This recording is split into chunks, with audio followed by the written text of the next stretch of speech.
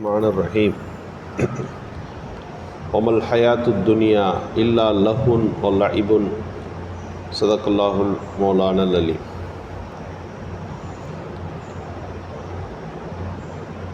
மேலான அல்லாஹ்வின் நல்லடியார்களே, அல்லாஹு சுப்ஹானஹு வ தஆலா இவ்வுலகத்தை படைத்திருப்பதிலே, மனித சமுதாயத்தை படைத்திருப்பதிலே சில நோக்கங்கள் இருக்கிறது என்பதை திருக்குர்ஆன் முழுக்க சொல்லுகின்றார். மனிதன் படைக்கப்பட்டிருப்பதில் ஒரு நோக்கம் இருக்கிறது. ஒரு வீண் விளையாட்டிற்காக மனிதன் படைக்கப்படவில்லை. அந்த மனிதன் படைப்புக்கான நோக்கத்தை மனிதன் புரிய வேண்டும் என்று திருக்குர்ஆன் சொல்லுகின்றது. பொதுவாக நோக்கம் தெரியணும் இல்லையா? ஒரு எந்த காரியமாக இருந்தாலும் என்ன நோக்கத்துக்கு அது செய்யணும்னு தெரியணும். நோக்கமே இல்லாத காரியங்கள் அது வெற்றி அடையாது. தொழுகை இருக்கிறது என்றால் தொழுகைக்கு ஒரு நோக்கம் இருக்கிறது. அல்லாஹ்வை திருப்திப்படுத்துவதற்கு, அவன் பொருத்தத்தை பெறுவதற்குத்தான் அந்த தொழுகை. அப்படியானால் அந்த தொழுகை அல்லாஹ்விற்கு மட்டுமே நிறைவேற்றப்பட்டிருக்க வேண்டும். ஆனால் தொழுகிறார், அந்த தொழுகையில் அது அல்லாஹ்வினுடைய திருப்தியை பெறுகின்ற நோக்கம் இல்லை. இந்த தொழுகை இருக்கிறது என்று சொன்னால் அந்த தொழுகையில் என்ன பிரயோஜனமோ அது நமக்கு கிடைக்காது. தொழுகையும் நடந்துடும். சில தொழுகைகள் நமக்கு பாவத்தை கொண்டு வந்து சேர்த்துரும். தொழுகைத்தானே செஞ்சோன்னு கேட்கக்கூடாது. காரணம் அதில் நோக்கம் இல்லை. வயலுலில் முசல்லீன், அந்த தொழுகையாளிகளுக்கு கேடுதான். தொழுகைத்தானே செஞ்சார், ஏன் அந்த தொழுகைக்கு கேடு அவருக்கு கிடைக்கிது? காரணம் அந்த தொழுகைக்கு என்ன நோக்கமோ அது அங்கு நிறைவேற்றப்படவில்லை. நோன்புக்கு ஒரு நோக்கம் இருக்குது. அந்த நோக்கம் அங்கே நிறைவேறினால்தான் அதனுடைய முழு பயனை நம்மால் பெற முடியும். அதில் நோக்கம் தவறிவிட்டால் ஸல்லல்லாஹு அலைஹி வஸல்லம் சொல்கிறாங்க, ரொம்ப பேர் நோன்பு வைக்கிறாங்க, அவங்க பசிச்சிருந்ததை தவிர, தாகமாக இருந்ததை தவிர வேறு எந்த பிரயோஜனமும் அவங்களுக்கு கிடைக்கல. பட்டினி கிடந்தார்கள் என்று சொல்லலாம், நோன்பு நோற்றார்கள் என்று அவர்களை சொல்ல முடியாது. என்னப்பா பட்டினிக்கு நோன்புக்கு என்ன வித்தியாசம்? காரணம், அந்த நோன்பிற்கான நோக்கம் என்ன என்பதை தெரியாமல் அவர்கள் செய்து கொண்டிருக்கிறார்கள். நோன்பு வைக்கிறார்கள். அந்த நோன்பு அவருடைய பசியை கட்டுப்படுத்துவது, தாகத்தை நிறுத்துவது, பசியை நிறுத்துவது, இது போன்ற காரணத்திற்காக வேண்டிய அல்ல நோன்பு என்பது. அது செய்ய வேண்டிய பல்வேறு சிறந்த பணிகள் இருக்கிறது.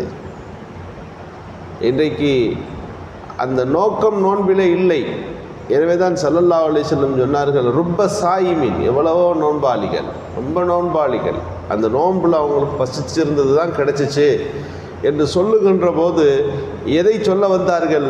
சுருக்கம் அதுதான், நோன்பிற்கான நோக்கம் அவர்களும் தவறிப்போனது. உலக காரியங்கள் ரொம்ப கவனமாக இருக்கிறோம், என்ன நோக்கத்துக்காக அது செய்கிறோன்றது நமக்கு தெரியும். ஆனால் மார்க்க காரியங்களில் அந்த நோக்கம், அதை கவனிப்பதிலே நாம் குறைந்து போய் விடுகிறோம். நபிகள் ஸல்லல்லாஹு அலைஹி வஸல்லம் அவர்கள் கைபர் யுத்தம் நடந்தபோது ஒரு பெரிய ஒரு போராட்டம் நடந்து கொண்டிருக்கிறது. 15 நாட்கள் அந்த கோட்டையை முற்றுகையிடுகிறார்கள். வெற்றி கொள்ள முடியவில்லை. இரவு சொன்னார்கள், நாளை காலை ஒருவரின் கையிலே இந்த போருக்கான தளபதி பொறுப்பு தரப்பட இருக்கிறது, அவர் கையிலே இந்த கைபர் யுத்தம், இந்த கோட்டை வெற்றி கொள்ளப்படும் அப்படின்னு அறிவித்தாங்க. காலையில் விடியும்போது யார் அது? புதிய தளபதியாக யார் ரசூலுல்லாஹ் நியமிக்கிறாங்களாம், யார் என்று எல்லோரும் யோசித்து கொண்டிருந்த போது அலி ரலியல்லாஹு அவர்கள் அழைத்து கொண்டு வரப்பட்டார்கள். அலி ரலியல்லாஹுக்கு ஒரே கண்ணில் வலி.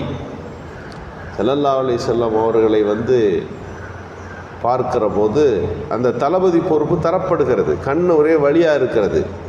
ஸல்லல்லாஹு அலைஹி வஸல்லம் அவர்கள் தங்கள் முபாரக்கான எச்சிலை எடுத்து கண்ணிலே வைத்தார்கள்.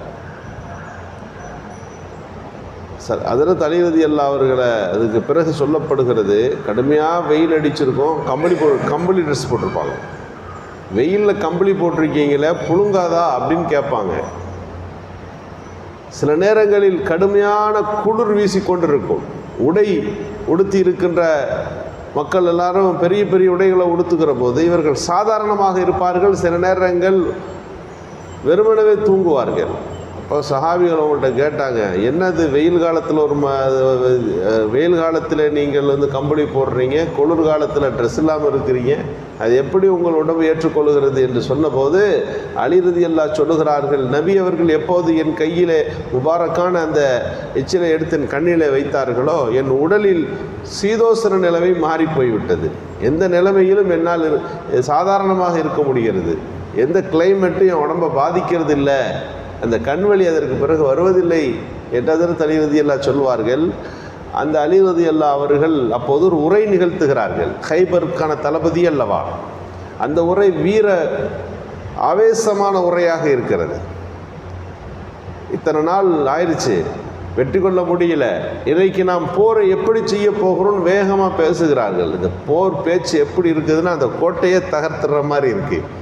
இந்த போரினுடைய அந்த உரை எப்படி இருக்குதுன்னா அங்கே இருக்கிற ஹைபர் கோட்டைக்குள் இருக்கிற எல்லாத்தையும் அழிக்கிற மாதிரி இருக்குது.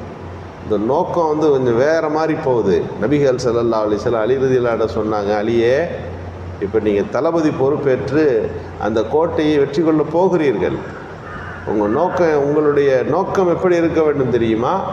அந்த கோட்டைக்குள்ளே இருக்கிற ஒரு மனிதன் என்னை ஏற்றுக்கொள்ள, அல்லாஹ்வை ஏற்றுக்கொண்டு விட்டால், கலிமாவை சொல்லிவிட்டால், சிறந்த முறையில் நீ செயல்பட்டதற்கு எப்படி ஒரு தளபதிக்கு 100 ஒட்டகங்கள் தரப்படுமோ அதைவிட சிறந்த காரியம் எதுன்னா சிறந்த முறையில் தளபதி பொறுப்பை நிறைவேற்றினீர்கள் என்பதற்கு தரப்படுகிற அங்கீகாரம் எது தெரியுமா?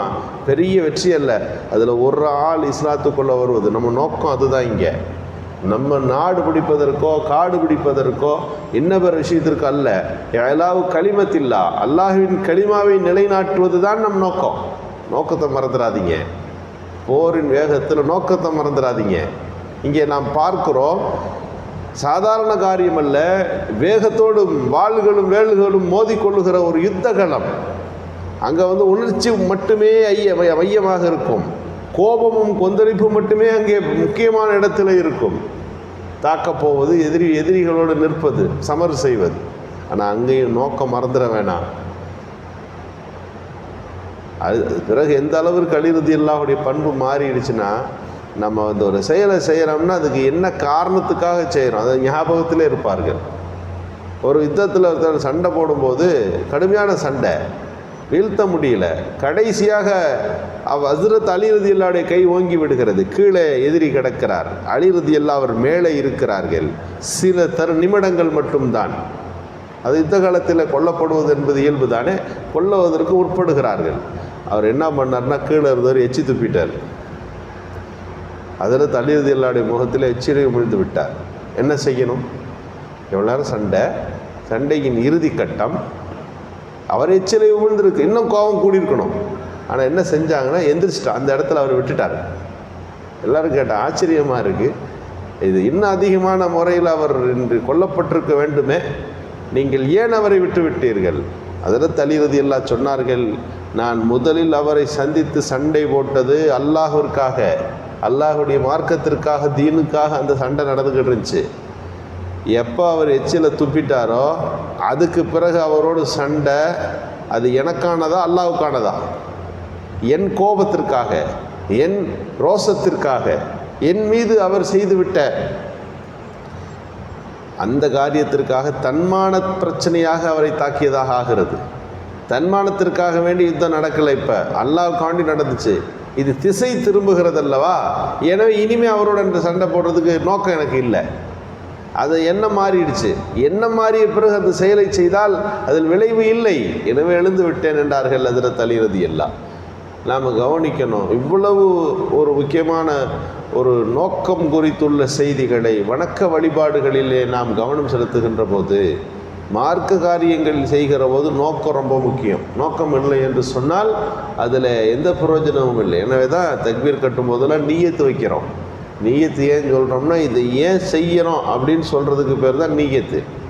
ஒரு மனிதர் சாப்பிடுகிறார், இந்த உணவை அல்லாஹ்வுடைய ரிஸ்கை நான் சாப்பிடுகிறேன், இதிலிருந்து கிடைக்கின்ற சக்தியை நான் அல்லாஹ்விற்காக செலவு செய்வேன், இதுதான் சாப்பிடும்போது ஒரு நியத்து. செஞ்சால் அது வணக்கமாக மாறுகிறது. எந்த செயலாக இருக்கலாம், அந்த செயலின் முடிவு எப்படி இருக்க வேண்டும் என்றால் அல்லாஹ்வுக்காக இருக்கணும். நம்ம தஸ்பீஹ் ஓதுறது, துவா ஓதுறது, அந்த கலிமாவை சொல்கிறது, தொழுகிறது, எல்லாத்துடைய அடிப்படை எப்போதும் ஒரு தொடர்பை அல்லாஹோடு வைத்து கொண்டிருப்பது.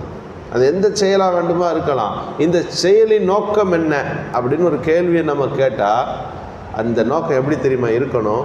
இதில் கிடைக்கிற பயனை நான் அல்லாஹ்விற்காக செலவு செய்வேன், மார்க்கத்திற்காக செலவு செய்வேன், அல்லாஹ்வின் திருப்திக்காக வேண்டி நான் செய்வேன் என்கின்ற எண்ணம் இருந்து விட்டால் அது இபாதத்தாக மாறிவிடுகிறது.